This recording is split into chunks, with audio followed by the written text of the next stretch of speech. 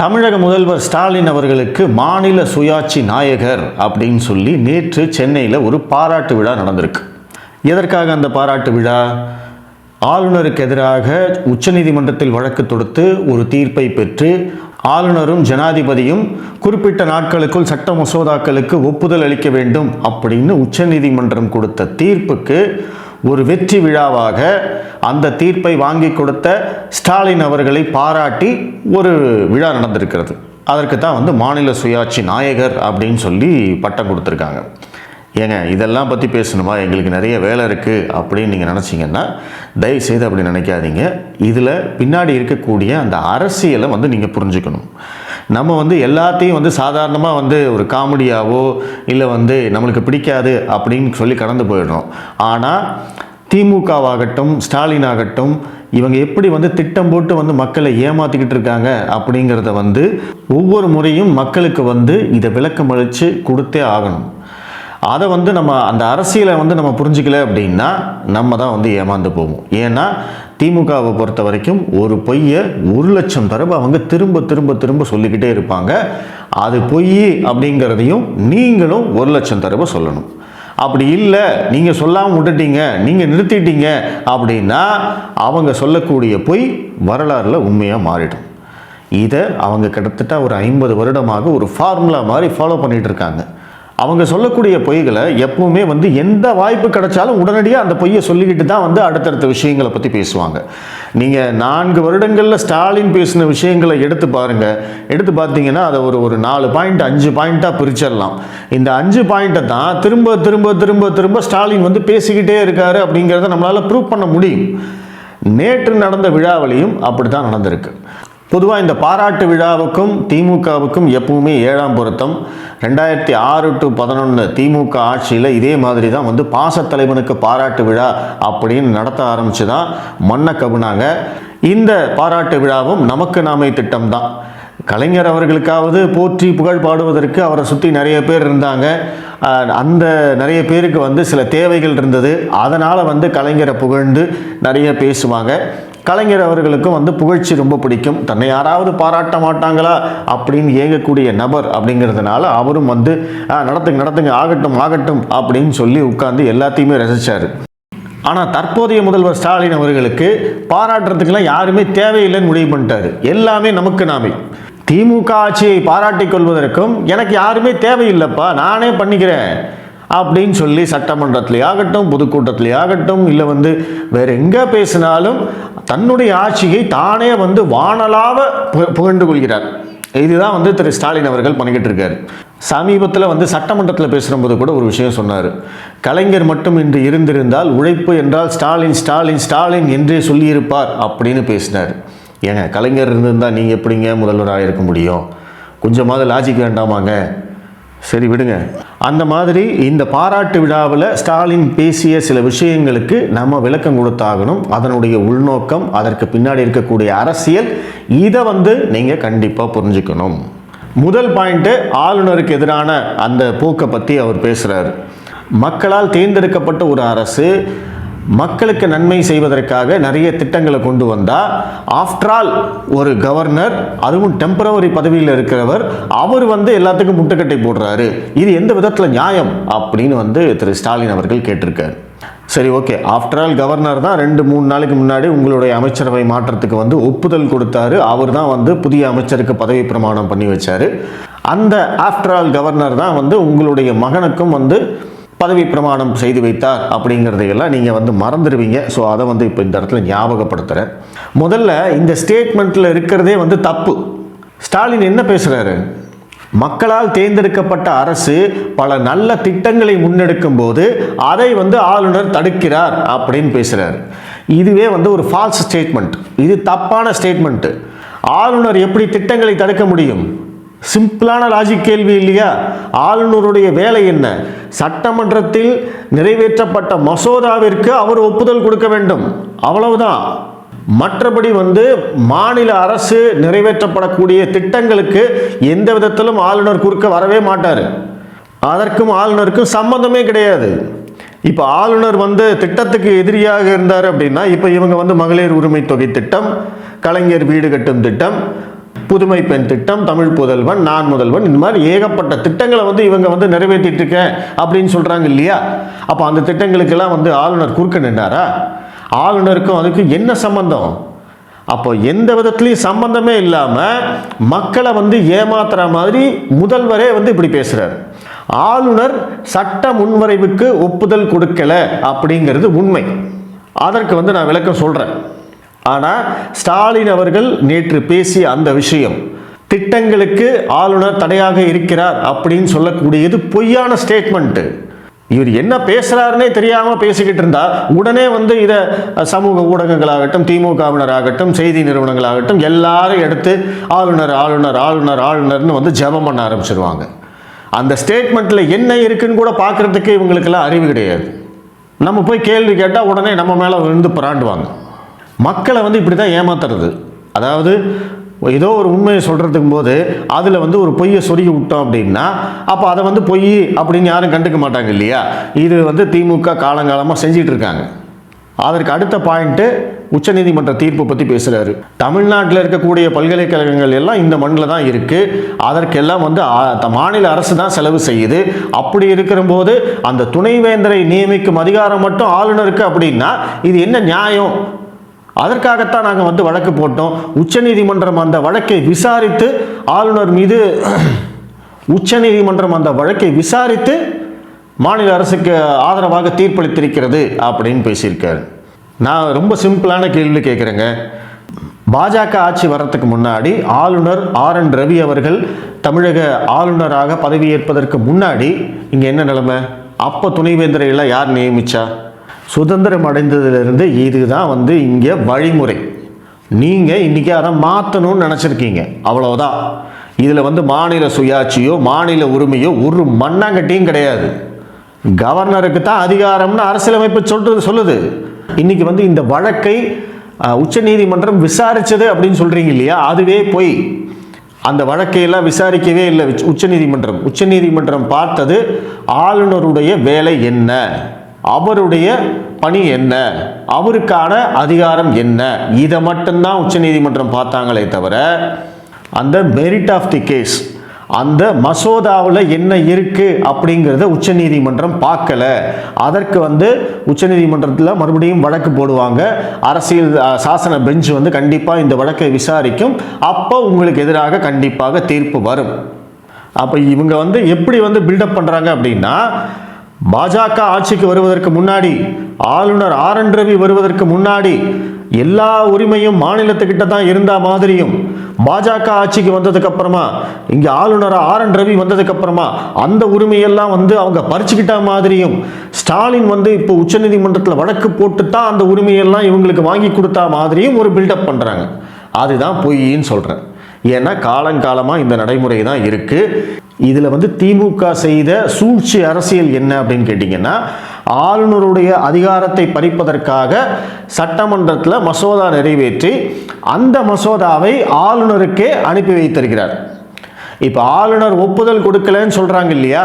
அந்த ஒப்புதல் கொடுக்காத அனைத்து மசோதாக்களும் ஆளுநரின் அதிகாரத்தை பறிக்கக்கூடியவை. இப்போ எங்க செக் வச்சிருக்காங்கன்னு புரியுதா? நீங்க வந்து ஒப்புதல் கொடுத்தாலும் பிரச்சனை, ஒப்புதல் கொடுக்கலைனாலும் பிரச்சனை. அப்படிப்பட்ட ஒரு சிக்கல்ல தான் ஆளுநரை சிக்க வச்சிருக்காங்க. இப்போ உச்சநீதிமன்றம் என்ன பண்ணிருக்கு? அப்ப அந்த மசோதா உங்ககிட்ட வந்திருக்கு, நீ என்ன பண்ணணும்? நீ ஒப்புதல் கொடுக்கணும். நீ கொடுக்கல, ஏன் கொடுக்கல? இதை மட்டும்தான் அவங்க கேட்டாங்களே தவிர அந்த மசோதாவுக்குள்ள என்ன இருக்கு, அந்த 10 மசோதாவும் என்ன, அந்த 10 மசோதாவில் நிறைவேற்றிருக்கக்கூடிய சட்டங்கள் வந்து செல்லுமா செல்லாதா, இந்த சட்டம் அரசியலமைப்பு சாசனத்துக்கு உட்பட்டதா அப்படிங்கிற எந்த விஷயத்தையும் அவங்க பார்க்கல.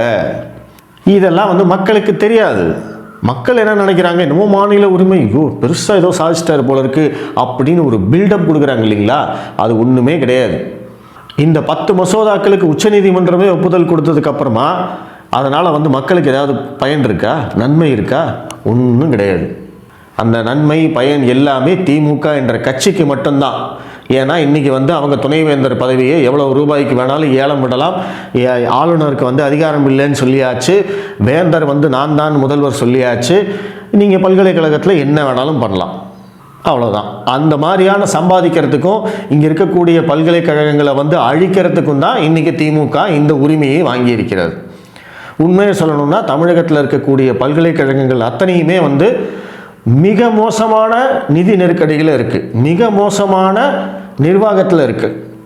அதை வந்து யாரும் வெளியில் சொல்கிறது இல்லை. ஏன்னா திமுக ஆட்சியில் தான் எல்லாமே சூப்பராக இருக்கு, எவ்ரிதிங் இஸ் பர்ஃபெக்ட், எந்த குறையும் இல்லை, எந்த கொம்பனாலும் குறை சொல்ல முடியாத ஆட்சியை நடத்திட்டு இருக்க அப்படின்னு முதல்வர் நமக்கு நாமே பெருமை பேசிட்டு இருக்காரு இல்லையா? அப்படிப்பட்ட ஆட்சியில் நடக்கக்கூடிய தவறுகளை யார் சொல்லுவாங்க? சொல்ல மாட்டாங்க. அதுதான் இவங்களுக்கு வசதி. ஆளுநர் அவர்களை பற்றி முதல்வர் ஸ்டாலின் சொன்ன ஸ்டேட்மெண்ட் இரண்டுமே வந்து தவறானது. அதில் வந்து அதுக்குள்ளே நிறைய விஷயங்கள் இருக்குது. ஆனால் அதையெல்லாம் மறைச்சு மக்களை ஏமாத்துகிற வேலையை இவர் பண்ணிக்கிட்டு இருக்கார். அடுத்ததாக வந்து கல்வியை பற்றி பேசியிருக்காரு. அதை வந்து நம்ம கொஞ்சம் சுருக்கமாக பார்க்கணும். ஆனால் அது கொஞ்சம் பெரிய சப்ஜெக்ட் தான். கல்வி வந்து ரொம்ப ரொம்ப முக்கியம், எல்லாரும் ரொம்ப கண்டிப்பாக படித்தே ஆகணும். சோஷியல் மீடியாவில் வந்து உங்களுடைய ஐடிகளை தேடாதீங்க, அதாவது ரோல் மாடலை தேடாதீங்க. சோஷியல் மீடியாவில் இன்றைக்கி இருக்கிற நிறைய பேர் வந்து படிக்கிறதெல்லாம் வேஸ்ட்டு, நம்ம வந்து எத்தனையோ தொழில் இருக்குது அதெல்லாம் பார்த்து பண்ணிக்கலாம் அப்படின்னு பொழைச்சிக்கலாம் அப்படின்னு சொல்லுவாங்க. ஆனால் அதெல்லாம் நம்பாதீங்க, கல்விதான் உங்களை காப்பாற்றும் அப்படின்னு வந்து தொடர்ச்சியாக பேசிக்கிட்டே இருக்காரு. அது ஒரு தந்தை ஸ்தானத்தில் இருந்து நான் அறிவுரை கூறினேன் அப்படின்னு நாளைக்கு வந்து ஒரு அறிக்கை வரும், நீங்கள் வேணால் வெயிட் பண்ணி பாருங்கள். இந்த செய்தி யாருக்கானது அப்படிங்கிறதுல நடுவில் வந்து ஒரு 2 லைனை வந்து அவர் உள்ள சுருக்கிறார். அந்த இடத்துல தான் வந்து மேட்டர் இருக்குது. மாணவர்கள் வந்து கல்வி கற்கக்கூடாது என்பதற்காகவே புதிய கல்விக் கொள்கை, விஸ்வகர்மா யோஜனா போன்ற திட்டங்களை இங்கே கொண்டு வருகிறார்கள். ஒரு வரி புரியுதா? மற்றதெல்லாம் வந்து நீங்கள் கேட்டிங்கன்னா ஆமாப்பா கரெக்டாக தானேப்பா சொல்கிறாரு, அதில் என்னப்பா பிரச்சனை, நல்லா எல்லாரும் படிக்கணும்னு சொல்கிறாரு, கல்வி தான் ரொம்ப முக்கியம்னு சொல்கிறாரு, இது எல்லாம் வந்து எல்லாரும் சொல்கிறது தான், யாரும் ஒன்றும் தப்பு இல்லையே, இதில் என்னப்பா தப்பு கண்டுபிடிச்ச அப்படின்னு தான் உங்களுக்கு தோணும். ஆனால் அதுக்கு நடுவில் ஒரு வரியை சொருகியிருக்காங்க பார்த்தீங்களா, அங்கே தான் நிற்கிறாங்க. புதிய கல்விக் கொள்கையும் விஸ்வகர்மா யோஜனாவும் மாணவர்களை கல்வி கற்பதை தடுக்கிறது அப்படிங்கிறது தான் இங்கே முதல்வருடைய ஸ்டேட்மெண்ட். சரி, அந்த ஸ்டேட்மெண்ட் எப்படி வருது? எதற்காக வந்து யாரும் படிக்கக்கூடாது அப்படிங்கிறதுக்காக யாராவது திட்டம் கொண்டு வருவாங்களா? ஆனால் அப்படி சொன்னால் வந்து திமுகவில் இருக்கிறவங்கெல்லாம் நம்புவாங்க. ஏன் அப்படின்னா இந்த புதிய கல்விக் கொள்கையாகட்டும், விஸ்வகர்மா யோஜனா ஆகட்டும், அல்லது நீட் ஆகட்டும், இது எல்லாத்தையுமே இவங்க வந்து எதோட கிளப் பண்ணுவாங்க அப்படின்னா இந்த பிராமணர்களோட கிளப் பண்ணுவாங்க. இந்த திட்டம் எல்லாமே பிராமணர்களுக்கானது அப்படின்னு கொண்டு போவாங்க. அது எப்படிங்க வந்து பிராமணர்களுக்கு மட்டும் ஒரு திட்டத்தை கொண்டு வர முடியும்? நீட் தேர்வை உறுதி செய்து உச்சநீதிமன்றம் தீர்ப்பு வழங்கிய போது இங்கே நடந்த பிரச்சாரத்தை எடுத்து பாருங்க. அது ஒரு வேளை நீங்கள் வந்து மறந்துருக்கலாம். இந்த நீட் தேர்வு எதிர்ப்பு மனநிலை வந்து இங்கே எப்படி வந்தது? தமிழ்நாட்டில், இந்தியாவில் எல்லா மாநிலங்கள்லேயும் நீட் தேர்வு இருக்குது. அது என்ன தமிழ்நாட்டில் மட்டும் வந்து ஒரு நுழைவுத் தேர்வுக்கு வந்து இவ்வளவு எதிர்ப்பு? எதற்காக வந்து நீட் தேர்வை என்னமோ ஒரு பேய் பிசாசு பூதம் மாதிரி வந்து இங்கே வந்து கட்டமைச்சிட்டு இருக்காங்க? அந்த எதிர்ப்பு மனநிலை இங்கே வந்ததற்கான மிக முக்கியமான காரணம் என்ன அப்படின்னா இந்த நீட் தேர்வு வந்து பிராமணர்களுக்கானது, அவாள் மட்டும் படிக்கிறதுக்காகத்தான் இந்த நீட் தேர்வை கொண்டு வந்திருக்காங்க. கிராமப்புறத்தில் இருக்கிற ஏழை எளிய மாணவர்களுடைய சீட்டுக்களை எல்லாம் அவாள் அடிச்சுட்டு போயிடுவாங்க. இதை சொல்லித்தான் இந்த நீட் தேர்வுக்கு எதிரான ஒரு மனநிலையை இங்கே உருவாக்கினாங்க. இதை வந்து திமுக மட்டும் பேசல, நாம் தமிழர் கட்சி பேசியிருக்கு, அவங்க மேடைக்கு மேடை இதைத்தான் பேசியிருக்காங்க. சமூக வலைதளங்கள் முழுவதும் இதைத்தான் வந்து பேசுவாங்க. எப்போவுமே இது வந்து பிராமணர்களுக்கானது, பார்ப்பனர்களுக்கானது, அவாள்களுக்கானது அப்படின்னு பேசினா இங்கே தமிழ்நாட்டில் நீங்கள் எதை வேணாலும் வந்து விற்கலாம். அதுதான் வந்து இங்கே இருக்கக்கூடிய ஒரு கட்டமைப்பு. நீட் தேர்வுக்கு எதிராக ஒரு மசோதா நிறைவேற்றினார் திரு ஸ்டாலின் அவர்கள். அந்த மசோதா நிறைவேற்றும் போது அவர் என்ன பேசினார்னு எடுத்து பாருங்க. இந்த நீட் தேர்வு அப்படிங்கிறது வந்து சமூகத்தில் குறைந்த சதவீதம் இருக்கக்கூடியவர்களுக்காக கொண்டு வரப்பட்டது அப்படின்னு மறைமுகமாக வந்து பிராமணர்களை பற்றி சட்டமன்றத்தில் பேசியிருப்பார். ஸோ இவங்க வந்து சொல்கிற மாதிரி நீட் தேர்வு வந்து பிராமணர்களுக்கானதா, பார்ப்பனர்களுக்கானதா? கிடையாது, உண்மையே இல்லை. சரி, உண்மை அப்படின்னா நீட் தேர்வு உறுதி செய்து கிட்டத்தட்ட 8 வருஷம் ஆச்சு. இன்னைக்கு நீட் தேர்வு நடக்க போகுது. திமுக ஆட்சிக்கு வந்ததுக்கப்புறம் 4வது நீட் தேர்வு. சரி, இத்தனை நாளாக நீட் தேர்வு நடந்தது இல்லையா? நீங்கள் சொன்ன மாதிரி இந்த நீட் தேர்வு பிராமணர்களுக்கானது, பார்ப்பனர்களுக்கானது அப்படின்னா இங்கே வந்து நிறைய பிராமின்ஸ் தானே வந்து டாக்டர் ஆகிருக்கணும். மற்றவங்களுடைய சீட்டுகளை எல்லாம் வந்து பிராமணர்கள் வந்து பிடுங்கியிருக்கணுமா வேண்டாமா? அதுக்கு ஒரு வெள்ளை அறிக்கை கொடுங்க. இங்கே பாருங்கள், நாங்கள் நீட் தேர்வை எதிர்க்கிறதுக்கு காரணம் சொன்னோம்ல, இப்போ பாருங்கள் டேட்டா பாருங்கள். நீட் தேர்வுக்கு முன்னாடி 100 பிராமணர்கள் தான் டாக்டர் ஆனாங்க, நீட் தேர்வுக்கு அப்புறம் 1000 பேர் டாக்டர் ஆகியிருக்காங்க அப்படின்னு ஒரு டேட்டாவை காமிங்க. நீங்கள் தான் டேட்டானாலே பறந்து ஓடுவீங்களாச்சே.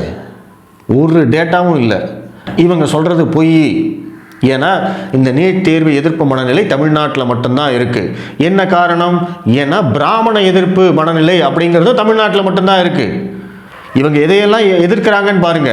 நீட் தேர்வு, புதிய கல்விக் கொள்கை, விஸ்வகர்மா யோஜனா, இந்த திட்டங்கள் அனைத்தையும் எதிர்ப்பதற்கு மிக முக்கியமான காரணம் இது எல்லாமே பிராமணர்களுக்கானது.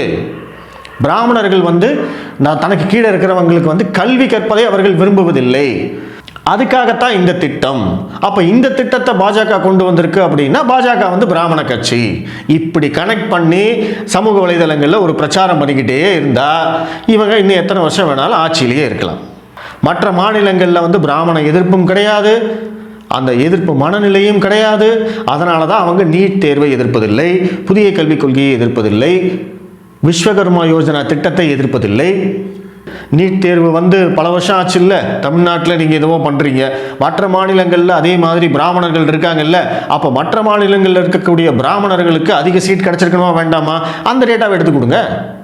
உங்கள் கூட்டணி கட்சிகள் ஆள்ற மாநிலங்கள்லேருந்து டேட்டா வாங்குங்க சார். கேரளா இருக்குது, மேற்கு வங்காளம் இருக்குது, ஆந்திரா இருக்குது, கர்நாடகா இருக்குது. இங்கிருந்து டேட்டா வாங்கி கொடுங்க. இங்கே பாருங்கள், தமிழ்நாடு மட்டும் இல்லை, கர்நாடகா, கேரளா, ஆந்திரா, மேற்கு வங்கம், ஒரிசா, இந்த மாநிலங்கள் அத்தனையிலையும் பாருங்கள், பிராமணர்கள் மட்டும்தான் அதிகமாக டாக்டர் ஆகியிருக்காங்கன்னு வாங்கி கொடுங்க. ஏன்னா அப்படி ஒன்று இல்லவே இல்லை, உங்களால் வாங்கவும் முடியாது. ஏன்னா வாயை திறந்தா பொய். இந்த பொய்யை சொன்னால் இங்கே பிஸ்னஸ் ஆகும்.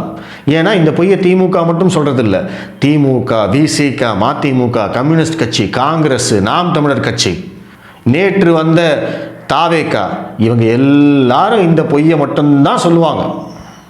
இவங்க எல்லாரும் சேர்ந்து சொல்கிறதுனால வேற வழியே இல்லாமல் அதிமுகவும் அதையே சொல்லுவாங்க. அதிமுக என்ன சொல்லுவாங்க? நீட் தேர்வு வேண்டாம் அப்படிங்கிறதோட நிறுத்திக்குவாங்களே தவிர அவங்க இந்த காரணத்துக்குள்ளே போக மாட்டாங்க. அவ்வளோதான் அதிமுகவுக்கும் இந்த கட்சிகளுக்குமான வித்தியாசம். ஆனால் இவங்கெல்லாம் என்ன பண்ணுவாங்க தெரியுமா? மேடை போட்டு, மேடைக்கு மேடை இது பார்ப்பனர்களுக்கானது, இது பிராமணர்களுக்கானது, புதிய கல்விக் கொள்கை பிராமணர்களுக்கானது. இப்போ 3வது 5வது படிக்க எக்ஸாம் நடத்தி ஃபெயில் பண்ண போகிறாங்க பாருங்க. ஃபெயில் பண்ணுறது எதுக்காக? பிராமணர்களுக்காக. நீங்கள் படிக்கிறது அவங்களுக்கு பிடிக்கல. இந்த பிரச்சாரம் போயிட்டு இருக்கு, சோஷியல் மீடியாவில் பாருங்க. இந்த விஸ்வகர்மா யோஜனா திட்டம் அறிமுகப்படுத்தப்பட்ட போது அமைச்சர் பிடிஆர் பழனிவேல் தியாகராஜன் பேசியிருப்பார். அதை பற்றி என்ன பேசியிருக்காருன்னு பாருங்க. பச்சையாக பிராமணர்கள், ஐயர்களை பற்றி தான் பேசியிருக்காரு. பிராமணர்கள் மட்டும் குலத்தொழில் செய்யாமல் அவங்க வெளிநாடெல்லாம் போய் படிச்சுக்கிறாங்க. ஆனால் மற்றவர்கள் குலத்தொழில் செய்யணுமா? இது குலத்தொழிலுக்கான திட்டம் அப்படின்னு. சரி, இங்கே குலத்தொழில் திட்டம் அப்படின்னா கேரளாவிலேயோ, கர்நாடகாவிலேயோ, ஆந்திராவிலேயோ, ஒரிசாவிலேயோ, மற்ற இந்தி கூட்டணி கட்சிகள் ஆளும் மாநிலங்கள்லேயோ அது குலத்தொழில் திட்டம் கிடையாதா? அவங்கெல்லாம் யாராவது எதிர்க்கிறாங்களா? ஏன்னா அங்கெல்லாம் பிராமண எதிர்ப்பு மனநிலை கிடையாது, பிராமணர்களுக்கு எதிரான பிரச்சாரம் கிடையாது. இங்கே மட்டும்தான் இதை கட்டிட்டு அழுதுகிட்டு இருக்காங்க. இதை பேசினா எல்லா மக்களும் நம்புவாங்க. இந்த பாப்பானுங்களே எப்படி தாங்க, அவனுங்களை முதல்ல அடிச்சு விரட்டணுங்க அப்படின்னு சொல்கிற மனநிலை தான் இங்கே நிறைய பேருக்கு இருக்குது. அதில் உண்மை என்ன, எதுக்காக இவங்க இதை சொல்கிறாங்க, எதுவும் யாருக்கும் கவலையே இல்லை. அதுதான் திமுகவுடைய வெற்றி. இன்னைக்கு சமூக நீதி, சமத்துவம், அப்படி இப்படின்னு பேசுறது எல்லாமே இவங்க பிராமணர்களை எதிர்க்கிறோம், பாஜக என்பது பிராமணர்களுக்கான கட்சி, அதனால பாஜகவை எதிர்க்கிறோம், இப்படி கொண்டு போய் நிறுத்தி தான் இன்னைக்கு தமிழகத்தில் இருக்கக்கூடிய அனைத்து கட்சிகளும் பாஜகவுக்கு எதிரான ஒரு மனநிலையில் இருக்காங்க. ஏன்னா நீங்க பாஜகவை ஆதரிச்சிட்டீங்க அப்படின்னா, நரேந்திர மோடி ஆதரிச்சிட்டீங்க அப்படின்னா, இல்லை அவர் கொண்டு வந்த இந்த திட்டங்களை எல்லாம் இது சரியானது தாங்க, இது எதுக்குங்க எதிர்க்கிறீங்க, அந்த மாதிரி ஏதாவது கேள்வி கேட்டீங்க அப்படின்னா நீங்கள்லாம் ஆரிய அடிமை, நீங்கள்லாம் பிராமணர்களுக்கு அடிமை, அப்படித்தான் இங்கே எதிர் விமர்சனம் வரும். அதை தவிர வேறு எதுவுமே வராது. அதற்கு மேலே நீங்கள் ஒன்றும் பேசவும் முடியாது. இப்படித்தான் இங்கே தமிழக அரசியல் நடந்துக்கிட்டு இருக்கு. அதற்கான உதாரணம் தான் நேற்று முதல்வருக்கு நடந்த பாராட்டு விழா. அந்த பாராட்டு விழாவிலையும் திமுக தன்னுடைய அரசியலை மட்டுமே மக்களிடம் கொண்டு சேர்க்கிறது. இன்னைக்கு ஸ்டாலினுக்கு ஒரு மிகப்பெரிய பிம்ப கட்டமைப்பு பண்ணிக்கிட்டே இருக்காங்க. ஸ்டாலின் ஒரு மாபெரும் தலைவர், இந்தியாவே வியந்து பார்க்கக்கூடிய ஆட்சியை கொடுத்து கொண்டிருக்கிறார், இந்தியாவிலேயே நம்பர் 1 முதல்வர். இப்படியெல்லாம் அந்த பிம்ப கட்டமைப்பு எதற்காக அப்படின்னா, இன்னும் ஒரு 5 வருஷம் 10 வருஷம் கழிச்சு ஸ்டாலினை ஒரு மிகப்பெரிய தலைவராக பாட புத்தகத்தில் வைக்கணும் அப்படிங்கிறதுக்காகத்தான். அதுதான் நடக்கும். நீங்கள் வேணால் பாருங்கள். அதற்கான முயற்சிகளைத்தான் நேற்று ஸ்டாலின் பண்ணியிருக்காரு. இது இதோட முடியாது. இன்னும் அடுத்தடுத்து நிறைய பாராட்டு விழாக்கள் நடக்கும். ஏன்னா இப்படி இவங்க தொடர்ச்சியாக பாராட்டு விழாக்கள் தான் நடத்தினா தான் 2026 மக்கள் இவங்களை வீட்டுக்கு அனுப்புவாங்க. ஸோ அது வரைக்கும் இதையெல்லாம் சகிச்சுக்கிட்டு தான் ஆகணும். ஆனால் அதே சமயம் இதுக்குள்ளே இருக்கக்கூடிய அந்த அரசியலை நீங்கள் புரிஞ்சுக்கோங்க. நன்றி.